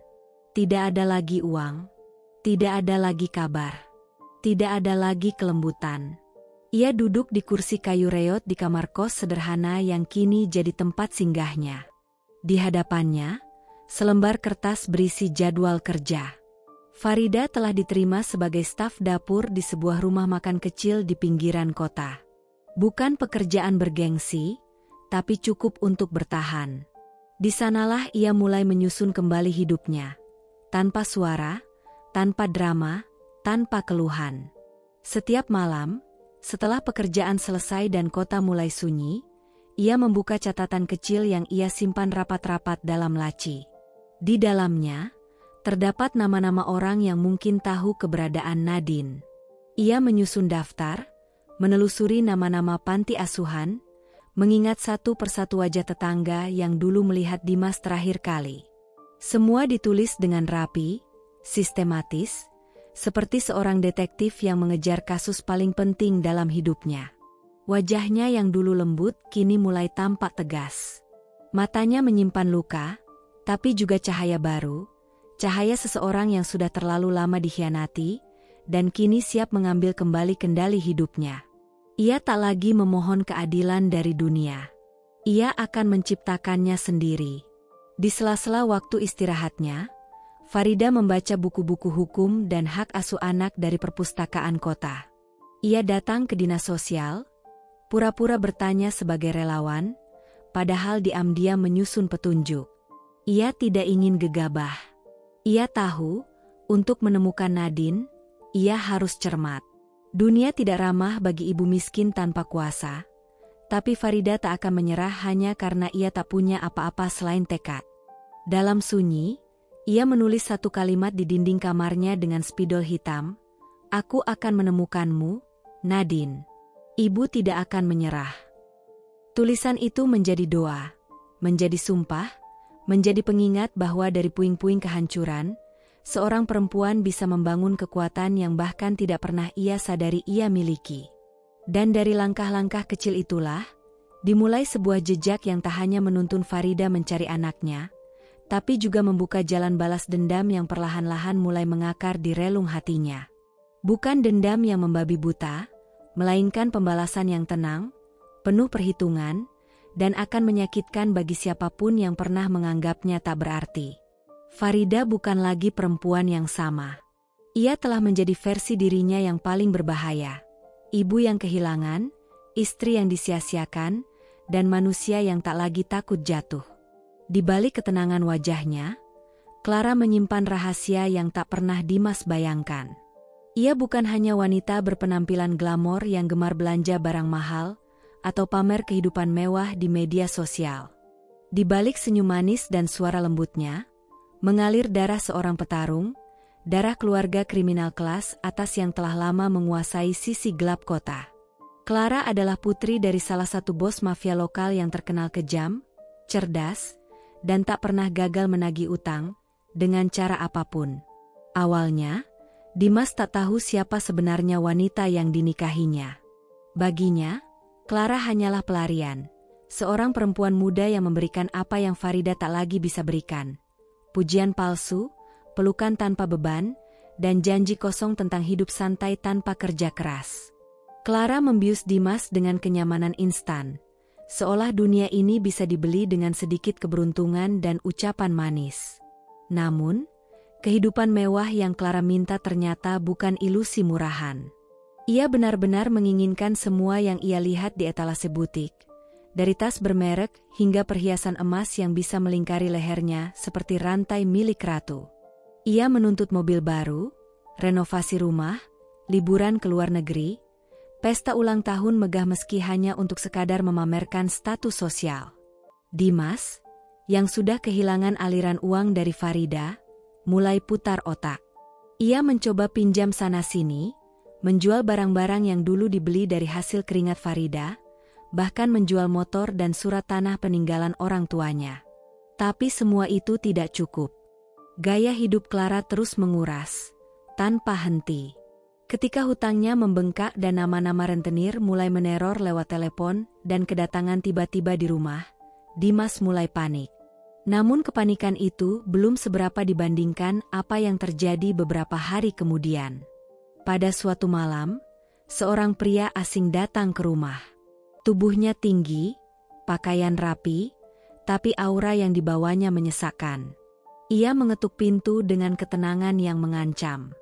Saat Clara membukakan pintu dan memanggilnya, "Om," Dimas membeku. Pria itu masuk tanpa permisi, duduk di ruang tamu seperti pemilik rumah, lalu menatap Dimas lama, tajam dan tanpa senyum. "Jadi ini suami barumu?" tanyanya pada Clara, yang hanya mengangguk sambil menyeduh kopi tanpa bicara. Dimas menelan ludah. Ia belum tahu siapa pria itu. Tapi ketika pria tersebut mengeluarkan selembar kertas, daftar utang lengkap dengan bunga yang mencekik, barulah ia sadar dirinya terjerat lebih dalam dari yang ia duga. Clara hanya duduk diam, sesekali tersenyum tipis, seperti sudah hafal alurnya. Ia tidak membela Dimas, tidak membantah, tidak juga terlihat cemas. Justru sebaliknya, ia tampak nyaman melihat Dimas berkeringat ketakutan. "Clara anak dari siapa? Kamu pikir?" tanya pria itu akhirnya, nadanya datar namun menghantam keras. "Kami bukan penagih utang biasa, Dimas. Kami tidak akan membawamu ke kantor polisi. Kami membawa orang ke tempat yang lebih sunyi. Dan dari sana, mereka tak selalu kembali." Tubuh Dimas lemas seketika. Semua kenikmatan yang dulu ia nikmati bersama Clara kini berubah menjadi jerat. Ia tidak hanya menikahi wanita penuh tuntutan, ia menikahi darah mafia. Dan ia, dengan kebodohannya sendiri, sudah membuka gerbang neraka yang tak akan mudah ditutup kembali. Tak butuh waktu lama bagi Dimas untuk menyadari bahwa pernikahannya dengan Clara bukanlah pintu menuju kebebasan atau kemewahan, melainkan gerbang menuju penjara tanpa jeruji, tempat di mana harga dirinya dilucuti perlahan, hari demi hari. Jika dulu ia terbiasa mendikte, memerintah, dan melukai perasaan Farida tanpa merasa bersalah, kini semua kekasaran itu kembali padanya, dalam bentuk yang jauh lebih menyakitkan. Bukan hanya luka di tubuh, tetapi juga penghinaan yang mencabik harga dirinya sebagai laki-laki. Clara, yang di awal terlihat manja dan lembut, ternyata menyimpan sisi gelap yang lebih menakutkan dari apapun yang pernah Dimas hadapi. Setiap kali ia gagal memenuhi permintaan, entah itu uang belanja tambahan, kendaraan baru, atau sekadar mengantar Clara ke salon mahal, suara Clara berubah jadi cambuk, tajam, dingin, tak mengenal belas kasihan. Umpatan dan makian menjadi makanan sehari-hari. Ia menyebut Dimas sampah, lemah, tidak berguna, bahkan laki-laki pengecut yang hanya bisa menyalahkan perempuan. Kata-kata itu menghujam telinga Dimas lebih keras daripada pukulan. Tapi kekerasan Clara tak berhenti di kata-kata. Suatu malam, hanya karena Dimas pulang terlambat membawa belanjaannya, Clara melempar vas kaca ke arah wajahnya. Pecahan itu melukai pelipis Dimas, darah menetes hingga ke dagu. Bukannya panik atau minta maaf, Clara justru mendekat, menatap luka itu dengan senyum sinis, lalu berbisik ke telinganya, "Kalau bukan karena anak mafia, kamu sudah saya kubur sejak kemarin." Dimas tak berani melawan. Ia tahu, Clara bukan perempuan biasa. Di balik tubuh mungil dan wajah cantiknya, mengalir darah dingin yang mampu menyuruh orang menghilang tanpa jejak. Beberapa kali Dimas mencoba kabur, meninggalkan rumah saat Clara tertidur. Tapi setiap kali itu terjadi, ia selalu ditemukan. Kadang oleh pria-pria bertubuh besar yang membawanya kembali dengan tangan terikat.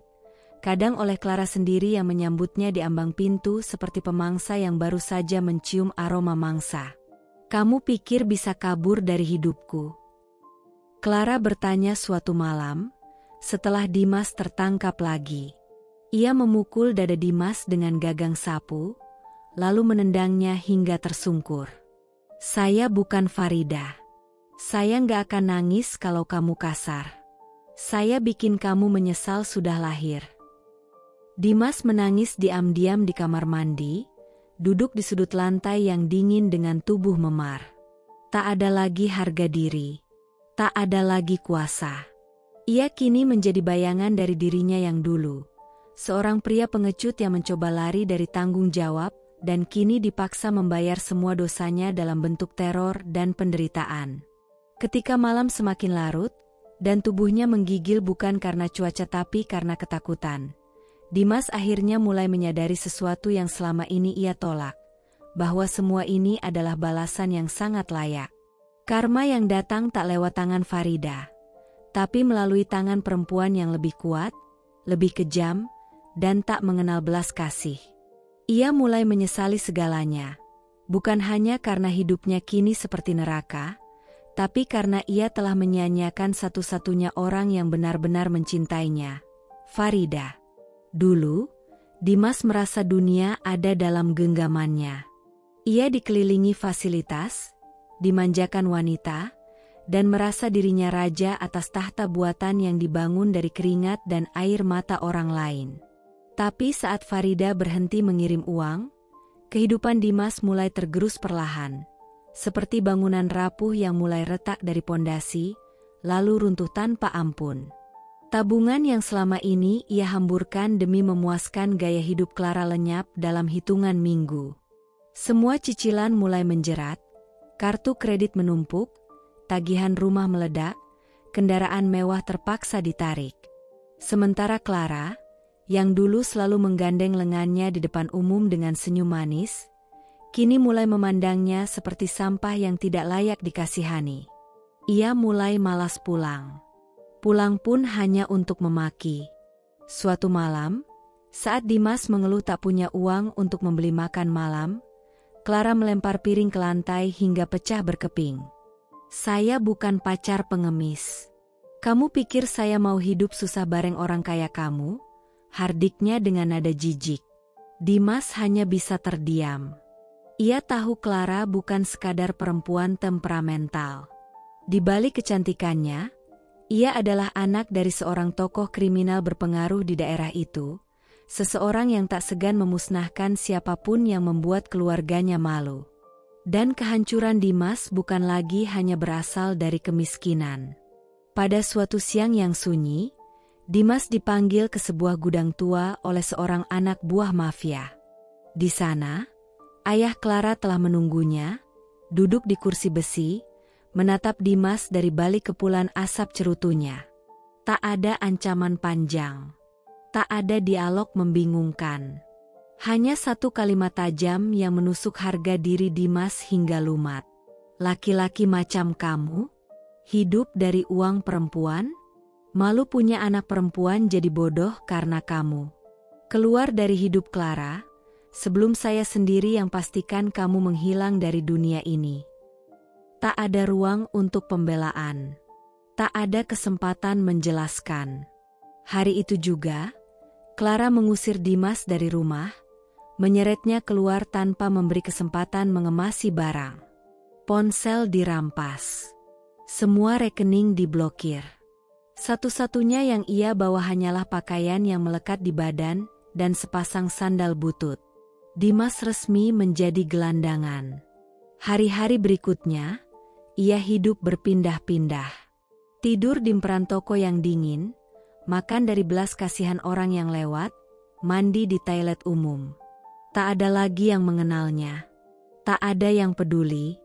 Dunia yang dulu ia anggap miliknya kini tak menyisakan secuil pun tempat untuknya berteduh.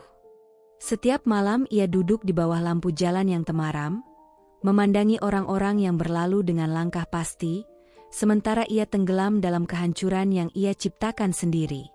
Ia mulai bicara sendiri, mengigau tentang Farida, tentang Nadine, tentang kehidupan mewah yang kini hanya menjadi bayang-bayang menyakitkan dalam benaknya.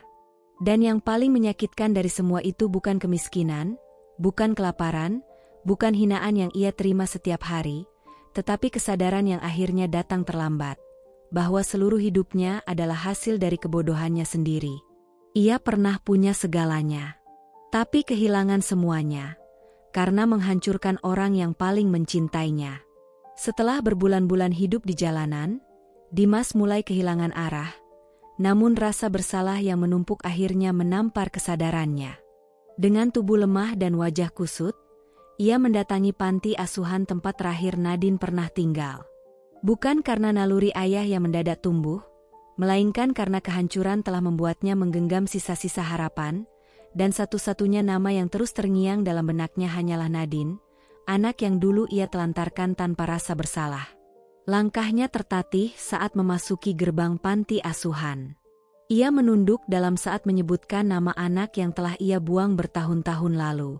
Seorang petugas parubaya menatapnya dengan tatapan datar, kemudian membolak-balik berkas di meja kayu yang sudah lapuk dimakan usia. Hening menyelimuti ruangan hingga akhirnya ia berkata pelan namun jelas, Nadine sudah diadopsi lebih dari 5 tahun lalu oleh keluarga ekspatriat. Mereka pindah ke luar negeri tak lama setelah proses pengangkatan selesai. Kami tak bisa memberi informasi lebih lanjut karena itu bersifat rahasia dan dilindungi hukum internasional. Dimas terdiam. Kata-kata itu seperti dentuman keras yang merobek isi kepalanya. Ia terpaku, menatap kosong ke arah petugas yang kembali sibuk dengan tumpukan dokumen, seolah kehadirannya tak pernah berarti. Tapi, saya ayah kandungnya, bisik Dimas dengan suara parau, nyaris tak terdengar. Petugas itu hanya menghela napas panjang. Dulu Anda kemana saat dia menangis setiap malam, menunggu seseorang menjemputnya? Tak ada jawaban. Tak ada pembelaan. Dimas hanya menunduk. Tiba-tiba tubuhnya lemas, lututnya menyerah, dan ia terduduk di lantai dingin. Bayangan masa lalu menyerbunya. Saat ia memukul Nadine karena rewel, saat ia membiarkannya kelaparan, saat ia lebih memilih tidur dengan wanita lain daripada menemaninya tidur. Kini anak itu telah jauh, tumbuh di negeri asing, mungkin tak lagi mengingatnya, atau lebih buruk, mengingatnya hanya sebagai sosok menakutkan dari masa lalu. Ia memohon, mendesak, menawarkan apapun, bahkan bersedia jadi sukarelawan di panti itu asalkan diberi informasi. Tapi tak satu pun celah terbuka. Semua jalur tertutup, semua pintu seolah tak pernah ada. Dunia seakan berkata padanya, sudah terlambat. Ketika ia keluar dari panti asuhan itu, matahari terasa terlalu terang, membakar kulitnya yang kotor dan kurus. Tapi lebih panas lagi rasa sesal yang membakar dadanya. Ia memeluk boneka tua yang sempat dikembalikan padanya, satu-satunya peninggalan Nadine yang masih bisa ia genggam. Boneka itu bau, usang, sobek di beberapa bagian, tapi baginya, itu lebih berharga dari segala uang yang pernah ia habiskan demi kesenangan semu. Di sudut jalan, Dimas terduduk kembali. Ia menangis. Bukan sekadar air mata, tapi jeritan batin dari seorang laki-laki yang akhirnya menyadari. Ia bukan kehilangan anaknya, ia sendiri yang membuangnya. Setelah segala luka dan kehilangan yang menggoreskan jejak dalam di hatinya, Farida tak pernah lagi berharap banyak dari dunia. Hari-harinya diisi dengan pekerjaan serabutan di kota kecil tempat ia memulai kembali hidupnya. Tanpa kemewahan, tanpa ambisi, hanya ingin tenang. Ia menyewa kamar mungil di atas warung tua, makan seadanya, dan lebih sering berbicara dengan bayangan Nadine yang terus ia simpan dalam benak. Namun, semesta yang dahulu seperti tak berpihak, perlahan menunjukkan sisi lainnya. Suatu pagi yang redup, saat hujan masih menyisakan aroma tanah basah, Farida tak sengaja menolong seorang bocah laki-laki yang terjatuh dari sepedanya di depan warung kelontong. Anak itu menangis pelan sambil memegangi lututnya yang lecet. Tanpa berpikir panjang, Farida membawanya ke dalam warung, mencuci lukanya dengan air hangat, lalu menempelkan perban yang ia ambil dari tas kecilnya. Anak itu menatapnya dengan mata bulat penuh rasa terima kasih. Lalu berucap lirih, "Terima kasih, Tante." Tak lama kemudian, datang seorang pria parubaya, mengenakan jaket lusuh dan topi tua, tergopoh-gopoh menghampiri mereka. Wajahnya cemas, tapi langsung melunak saat melihat anaknya duduk aman di bangku kayu. "Maafkan saya tadi sibuk melayani pembeli," katanya sambil mengusap kepala bocah itu. Farida tersenyum kecil. "Tidak apa-apa, Pak. Anak Bapak hanya sedikit lecet." Pria itu memperkenalkan diri sebagai Ardi, pemilik warung yang juga menjual aneka kebutuhan rumah tangga di depan rumahnya. Sejak istrinya meninggal 5 tahun silam, Ia membesarkan anak semata wayangnya, Rafa, seorang diri. Farida mengangguk sopan, lalu berpamitan dengan alasan hendak mencari kerja tambahan. Tak disangka, keesokan harinya, Pak Ardi menghampirinya lagi. Ia menawarkan pekerjaan ringan, membantu menjaga warung dan mencatat keuangan harian. Awalnya Farida ragu, tetapi tatapan tulus pria itu dan senyum polos Rafa membuatnya luluh. Ia menerima tawaran itu, dan sejak hari pertama bekerja, ia seperti menemukan kembali secercah makna hidup. Waktu berlalu dalam irama sederhana. Farida mulai terbiasa dengan aktivitas baru. Menata rak, mencatat pembukuan, menyapa pelanggan langganan. Setiap pagi dimulai dengan ucapan hangat dari Pak Ardi, dan setiap sore diakhiri dengan senyum Rafa yang menantikan dongeng sebelum pulang. Farida, yang semula enggan membuka hati, mulai merasa hangat di dekat keduanya. Bukan cinta yang meledak-ledak, tapi rasa nyaman yang perlahan merambat dan menetap. Dalam keheningan malam, Farida sering termenung di sudut kamarnya, memandangi foto usang Nadine yang selalu ia simpan dalam dompet. Ia masih rindu, masih menyimpan luka, tetapi kini hatinya tak lagi sepenuhnya gelap. Ada cahaya baru yang mengintip dari celah luka, cahaya yang datang bukan dari dunia gemerlap, melainkan dari kesederhanaan dan ketulusan. Pak Ardi tak pernah menanyakan masa lalunya, tak pernah menuntut lebih dari apa yang Farida mampu berikan. Ia hanya hadir, setiap hari, dengan perhatian kecil yang perlahan menambal retakan hati yang selama ini Farida tutupi. Dan untuk pertama kalinya setelah bertahun-tahun, Farida mulai percaya bahwa mungkin kehidupan masih menyisakan ruang untuk kebahagiaan yang baru. Setelah sekian lama hidup dalam bayang-bayang penyesalan dan kehancuran, Dimas akhirnya menyadari betapa kosongnya hidupnya tanpa Farida dan Nadine. Kejatuhan demi kejatuhan membuatnya kehilangan segalanya. Harta, status, martabat. Ia berjalan dari satu tempat ke tempat lain, hanya berbekal ingatan samar tentang masa lalu yang dulu ia injak-injak. Suatu sore yang mendung, Dimas berdiri di seberang warung kecil milik Ardi. Tubuhnya kurus, wajahnya dipenuhi guratan penyesalan, dan matanya tampak kosong seperti tak lagi mengenal arah. Ia melihat sesosok perempuan berdiri di depan etalase kaca, mengenakan blus sederhana dan celana longgar, sedang melayani pembeli dengan senyum lembut. Tapi senyum itu tak menyembunyikan keteguhan dalam sorot matanya. Farida. Dimas mendekat dengan langkah gemetar, menahan napas seolah takut suara angin akan membuyarkan keberaniannya. Ia berdiri diam beberapa meter dari Farida, menunggu hingga pelanggan terakhir pergi sebelum akhirnya bersuara dengan suara serak yang nyaris tak terdengar. Rida. Farida menoleh pelan. Matanya tak memancarkan kaget, apalagi bahagia. Yang tampak justru ketenangan dingin, seperti laut yang sudah terlalu lama pasrah diterjang badai. Dimas menangis. Lututnya bergetar. Ia menjatuhkan tubuhnya ke lantai warung, mencium debu, meratap seperti anak kecil yang kehilangan arah. Maafkan aku bodoh, aku hancur tanpamu dan Nadine, aku ingin memperbaiki semuanya. Tangisnya membanjiri lantai, tapi Farida hanya berdiri diam. Ia menatap pria yang dulu pernah ia cintai dengan sepenuh jiwa, pria yang dulu ia relakan tubuh dan jiwanya untuk dijadikan tumbal penderitaan. Namun kini, rasa itu telah mati.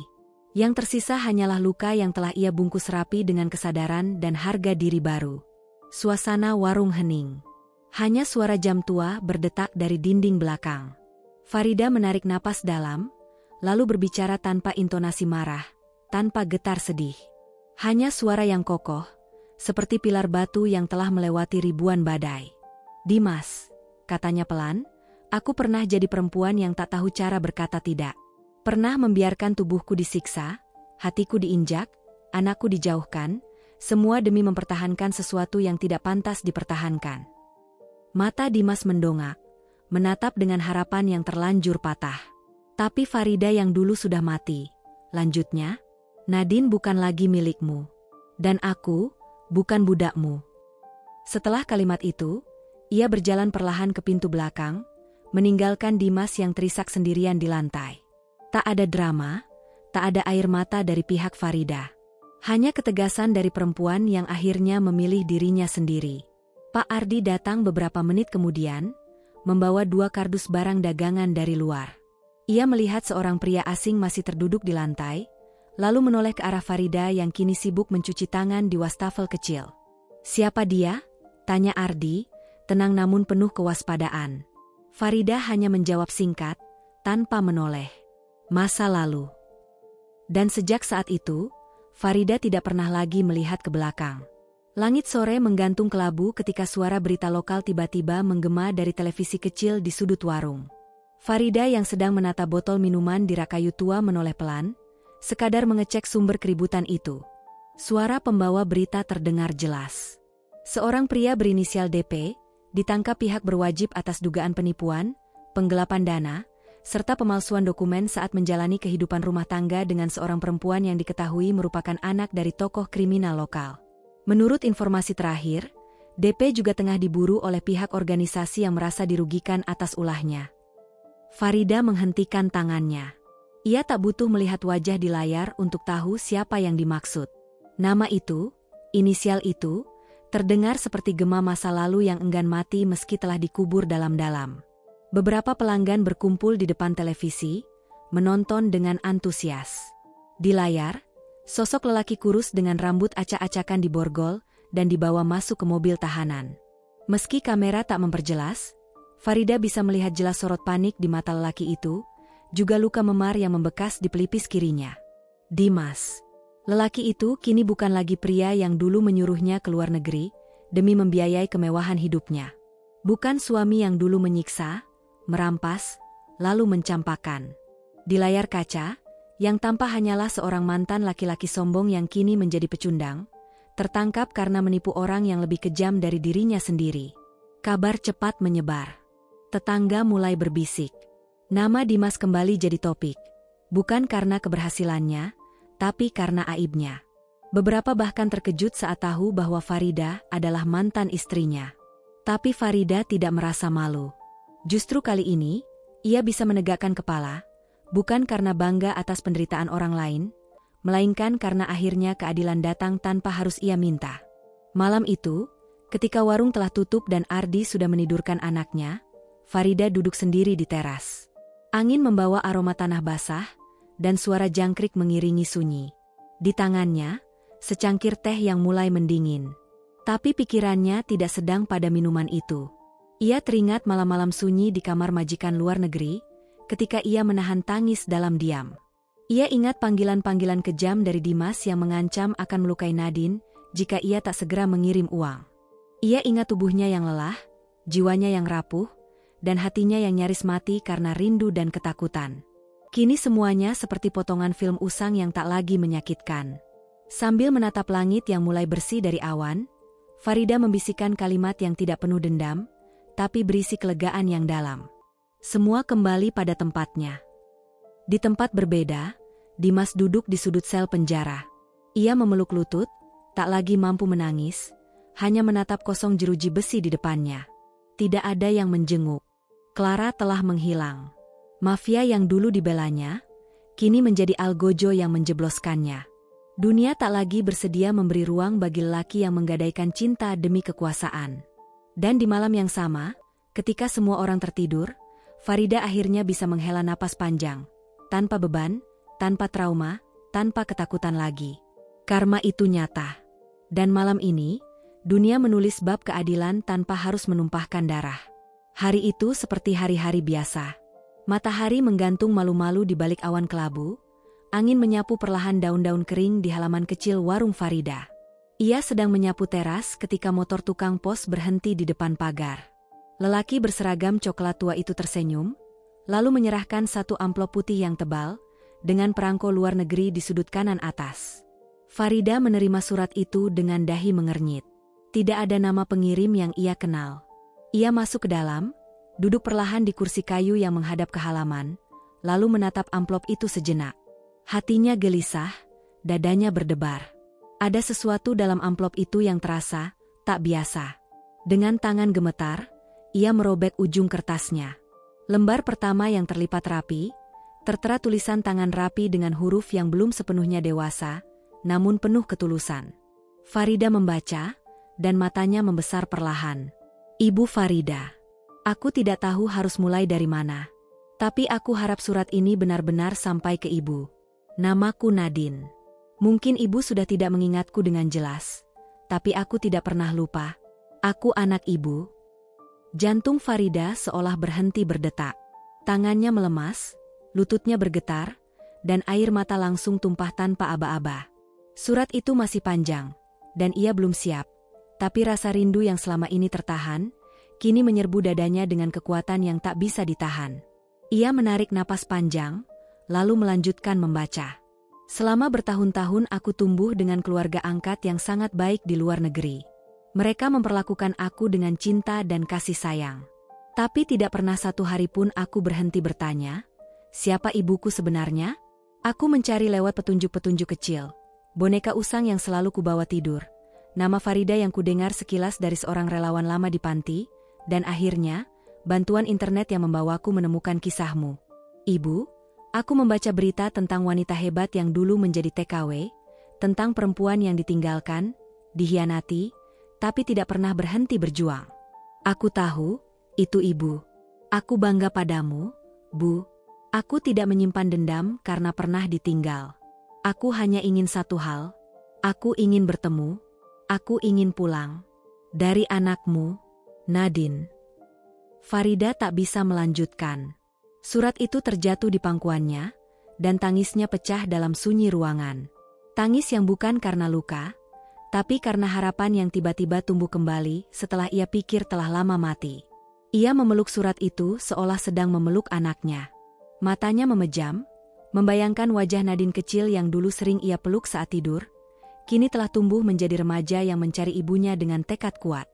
Ardi masuk ruangan, melihat Farida yang terisak sambil menggenggam kertas. Ia mendekat pelan. "Ada apa, Farida?" tanyanya lembut, penuh khawatir.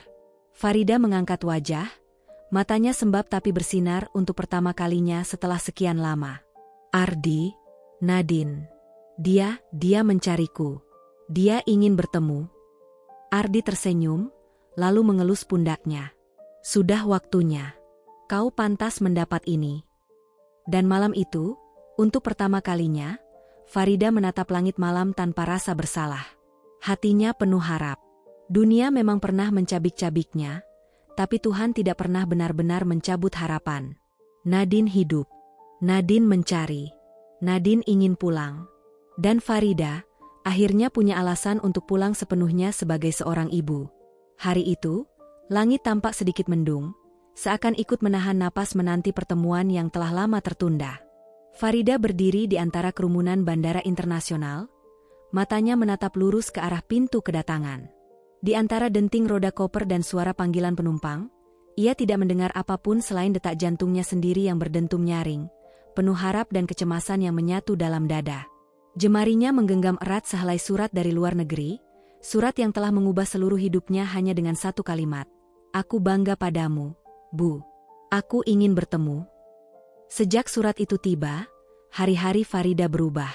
Ia menghitung waktu bukan dengan kalender, melainkan dengan debaran rindunya yang kian tak terbendung. Puluhan malam ia habiskan dalam doa yang tak bersuara, berharap waktu bisa berputar lebih cepat agar hari ini segera datang. Dan kini, saat semua rasa menyatu dalam langkah-langkah kecil di lantai bandara, ia tahu, penantian panjang itu tak sia-sia. Dari balik pintu kaca, muncullah seorang gadis remaja, tinggi semampai, dengan rambut panjang tergerai dan wajah yang menyimpan kemiripan luar biasa dengan dirinya di masa muda. Gadis itu menyeret koper biru, matanya menatap sekeliling dengan gugup namun berani, seolah ia sedang mencari bagian dari dirinya yang hilang selama ini. Begitu pandangan mereka bertemu, waktu seolah membeku. Keramaian di sekitar lenyap, hanya ada dua jiwa yang berdiri saling memandang dalam diam yang penuh makna. Farida menghambur lebih dulu, langkahnya cepat namun gemetar. Air matanya jatuh bahkan sebelum ia sempat menyentuh anak yang begitu ia rindukan.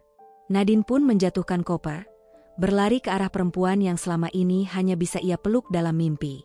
Dan ketika akhirnya mereka saling merengkuh, dunia seperti berhenti berputar. Tidak ada kata yang keluar, hanya isakan yang pecah dalam pelukan yang terlalu lama tertunda. Tubuh Farida menggigil dalam pelukan anaknya. Ia mencium rambut Nadine berkali-kali, seolah ingin memastikan bahwa yang ia peluk benar-benar nyata, bukan bayangan dari ratusan malam yang ia habiskan dalam kesepian. "Maafkan ibu, ibu terlalu lama," ucapnya lirih, nyaris tak terdengar, namun mengguncang hingga ke dasar hati Nadine. Gadis itu menggeleng sambil menahan tangis, lalu membisikkan kalimat yang seketika melegakan luka bertahun-tahun, "Tidak pernah ada kata terlambat untuk ibu sebaik ibu." Tangisan mereka bukanlah tangis luka, melainkan air mata pemulihan. Pelukan itu adalah penyembuh dari trauma masa lalu yang tak sempat diobati. Dan hari itu, di tengah keramaian bandara, dua hati yang pernah tercerai-berai akhirnya kembali menyatu dalam kehangatan yang tak bisa dijelaskan oleh kata-kata manapun. Beberapa bulan berlalu sejak pertemuan itu. Farida dan Nadine tinggal bersama di rumah kecil di pinggiran kota yang penuh ketenangan. Rumah itu bukan megah, tapi di dalamnya ada cinta yang tak terbatas. Nadine, meski sudah remaja, belajar mencintai kembali hidup yang sempat merenggut kebahagiaannya. Ia belajar memasak bersama Farida, tertawa di meja makan, dan mengisi ulang kenangan masa kecil yang dulu direnggut oleh kesalahan orang dewasa. Ardi, lelaki sederhana yang sejak awal mendampingi Farida tanpa syarat, perlahan menjadi sosok yang juga berarti untuk Nadine. Ia tidak berusaha menggantikan posisi siapapun, ia hanya hadir dengan ketulusan yang tak dibuat-buat. Dan pada suatu sore yang hangat, di bawah langit jingga yang memeluk sore dengan damai, Ardi melamar Farida di depan Nadine.